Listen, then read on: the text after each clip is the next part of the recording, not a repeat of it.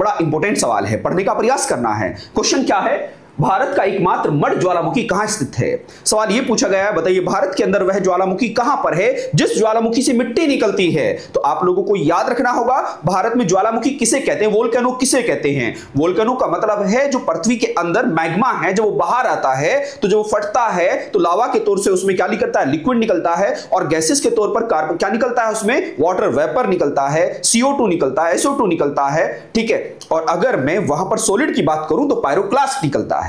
दुनिया में 3 प्रकार के ज्वालामुखी हैं, लेकिन भारत का एकमात्र मिट्टी वाला ज्वालामुखी अंडमान निकोबार के कौन सी जगह पर है? तो आप याद रखना है, बारातांग अंडमान एंड निकोबार आइलैंड में भारत का एकमात्र मड वोल्केनो है, एकमात्र मड वोल्केनो है जिसमें से क्या निकलती, मिट्टी निकलती है। तो यह बात आप लोगों को याद रखना है। अब इसके बारे में कुछ चर्चा और कर लेते हैं, आइए चलते हैं।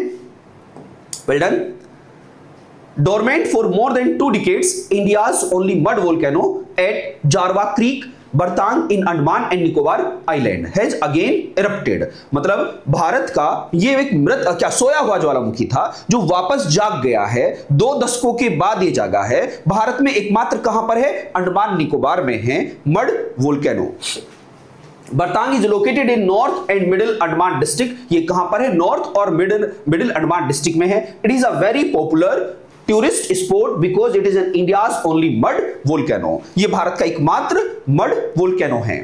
Recently, minor volcano eruption were also noticed twice in a span of 8 days at Barren Island। वहीं पर अंडमान निकोबार में भारत का एकमात्र एक्टिव वोल्केनो कहां पर है, बैरन आइलैंड में है, जो अंडमान निकोबार के अंदर ही है, एक आइलैंड बैरन आइलैंड।